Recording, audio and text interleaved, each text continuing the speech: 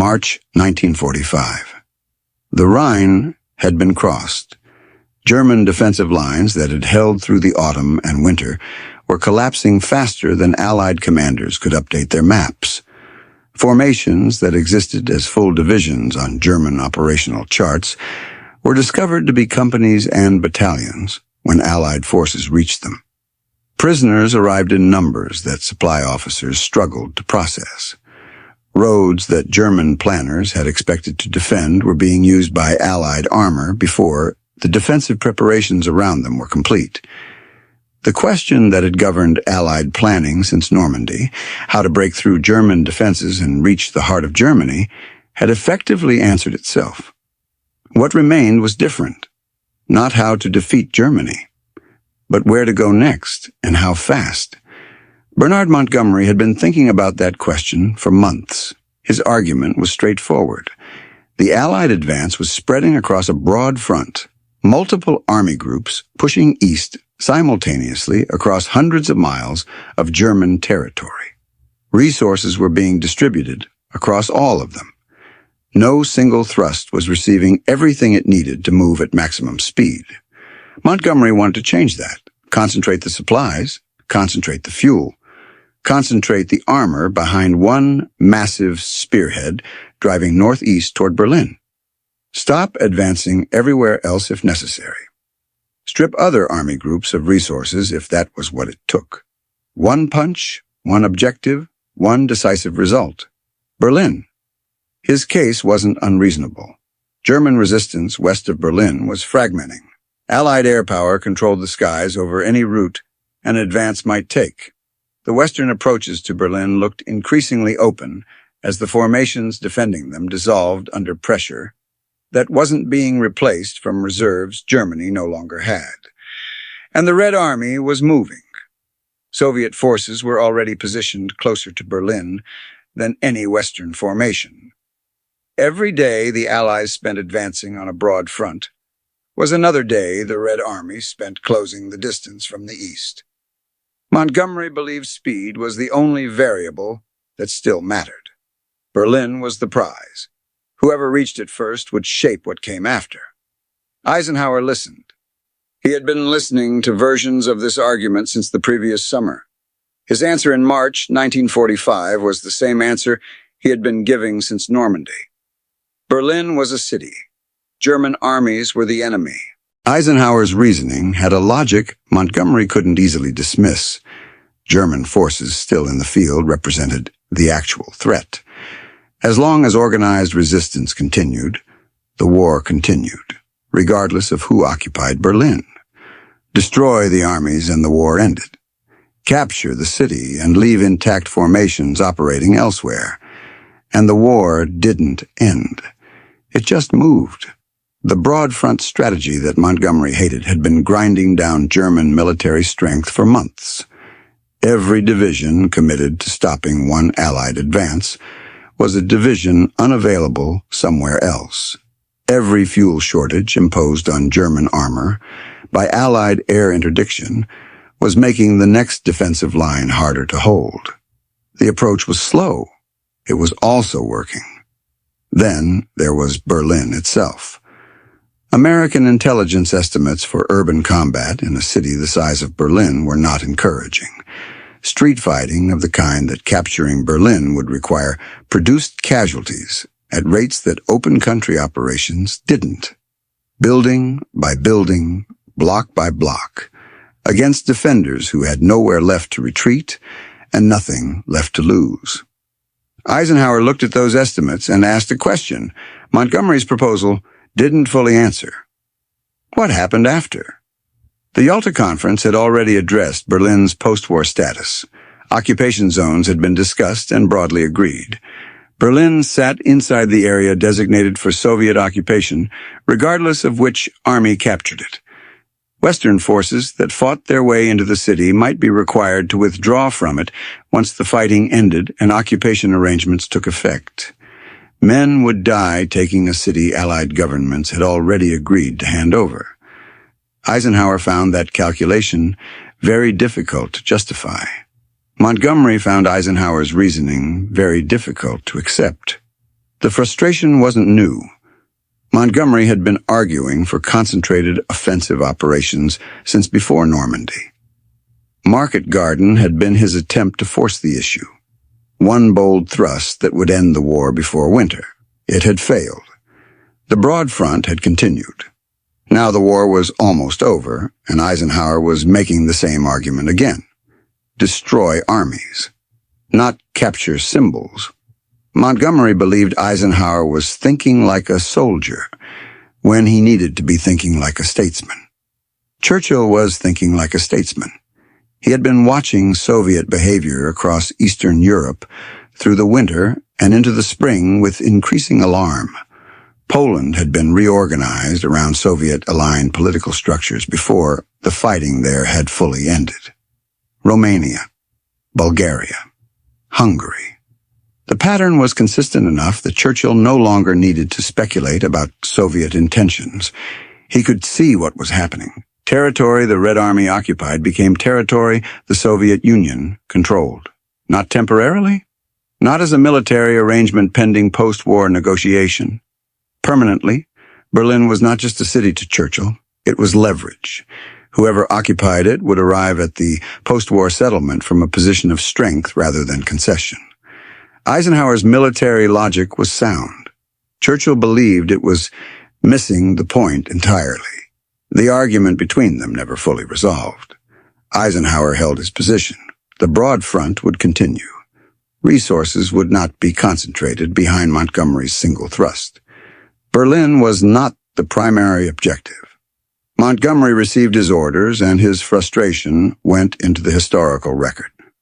Churchill's concerns went into cables to Roosevelt that produced limited response from an American president whose health was deteriorating and whose administration was focused on ending the war rather than managing what came after it. And somewhere to the east, Stalin was not waiting for the argument to finish. Stalin had known about the Allied debate longer than Eisenhower might have expected. Soviet intelligence networks inside Western headquarters were functional enough that the broad outlines of Allied strategic discussions were reaching Moscow through channels that didn't depend on official communication. Stalin understood that Eisenhower had rejected Montgomery's single thrust. He understood the Western allies were not racing toward Berlin. He accelerated anyway, not because he feared Western competition that wasn't coming, because Berlin had become something beyond a military objective. More than 20 million Soviet citizens had died since June 1941. The figure was large enough that it resisted full comprehension, not a battlefield statistic, but a transformation of an entire society. A generation of men who didn't come back, cities that had been reduced to rubble and rebuilt by people who remembered what had reduced them. Berlin was where it had started.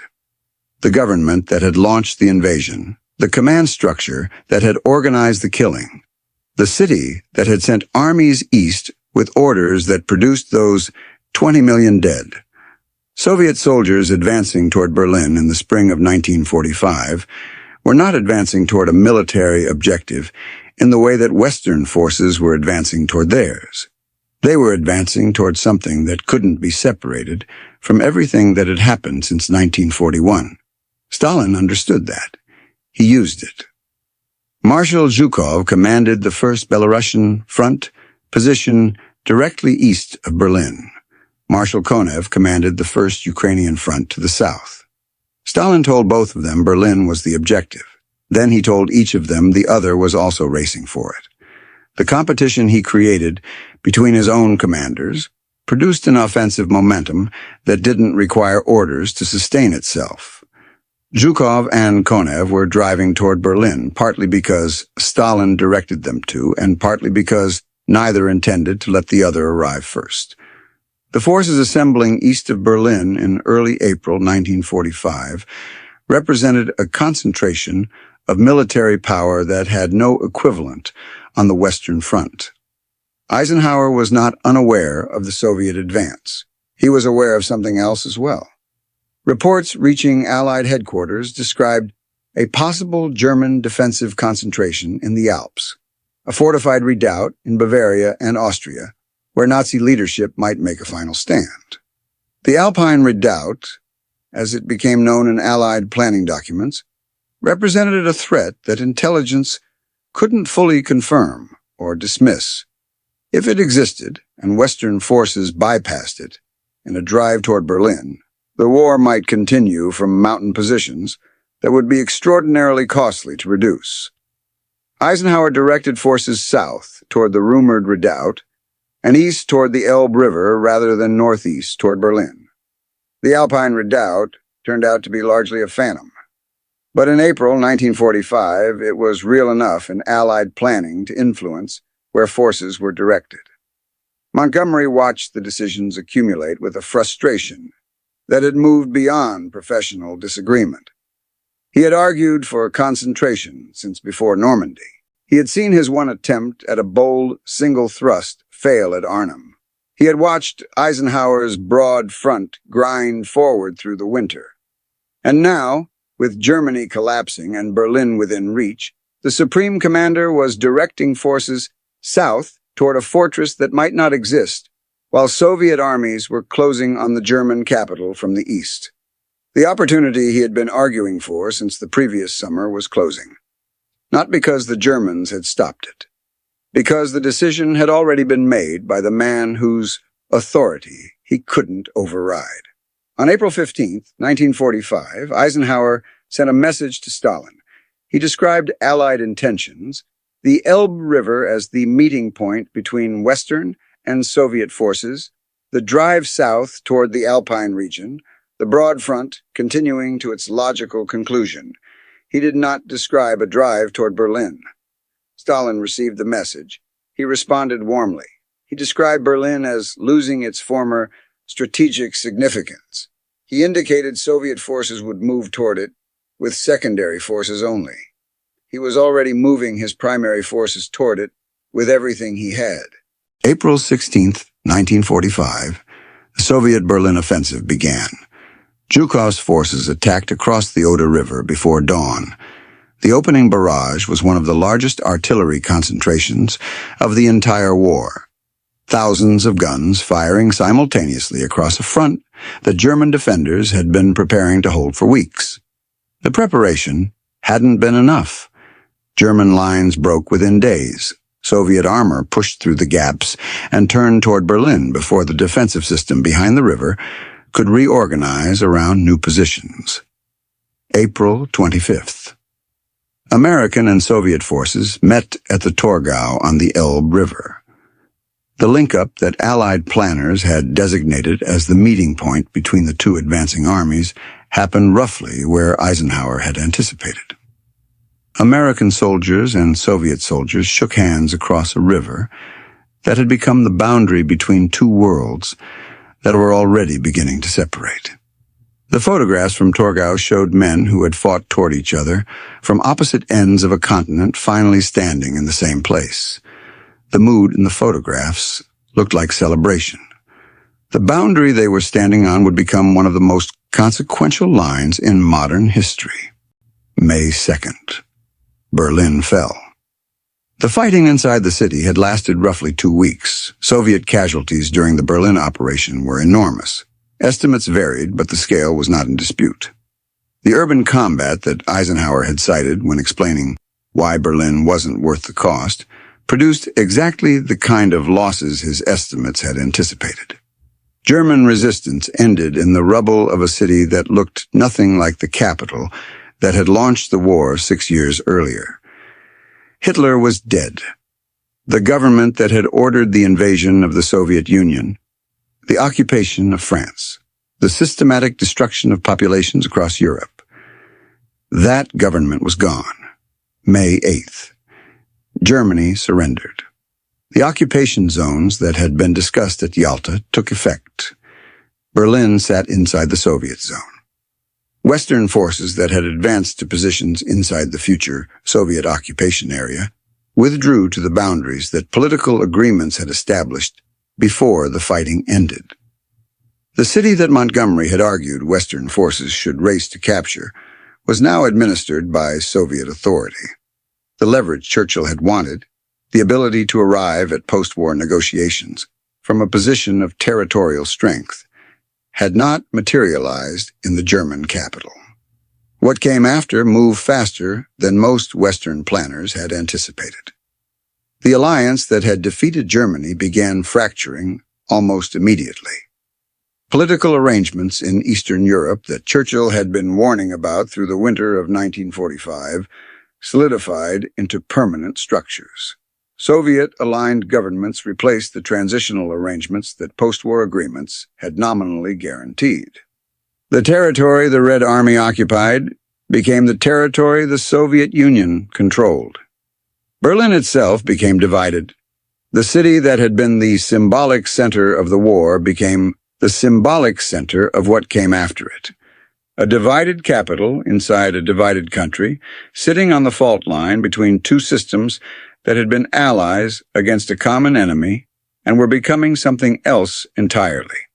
The Berlin blockade came 3 years later. The Berlin Wall came 16 years after that. Eisenhower had made a military decision. He had calculated casualties, assessed supply lines, weighed occupation agreements, and concluded that Berlin was not worth the cost of capturing it ahead of the Soviets. The calculation was defensible on every military ground he had used to make it. Churchill had made a political argument. He had looked at Soviet behavior in Eastern Europe and concluded that territory mattered more than efficiency. That the post-war world would be shaped by who occupied what, not by who had destroyed the most German divisions. That argument proved largely correct. Neither man was entirely wrong. Eisenhower saved lives. The urban combat that Soviet forces absorbed taking Berlin would have fallen on Western soldiers if Montgomery's thrust had succeeded and arrived first. Those casualties were real. The men who didn't die because Western forces stopped at the Elbe were real. Churchill understood what the map would look like afterward. The Iron Curtain that descended across Europe ran roughly along the boundaries of Soviet military occupation.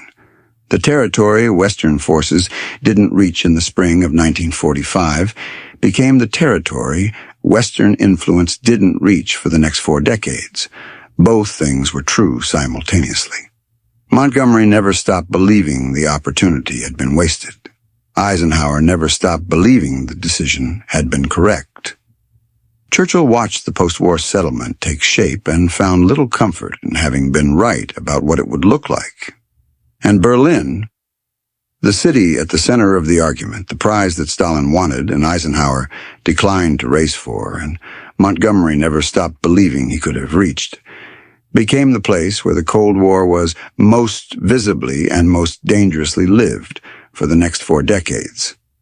The decision Eisenhower made in the spring of 1945 about where to send armies and where not to send them had consequences that outlasted the war it was made inside of by nearly half a century.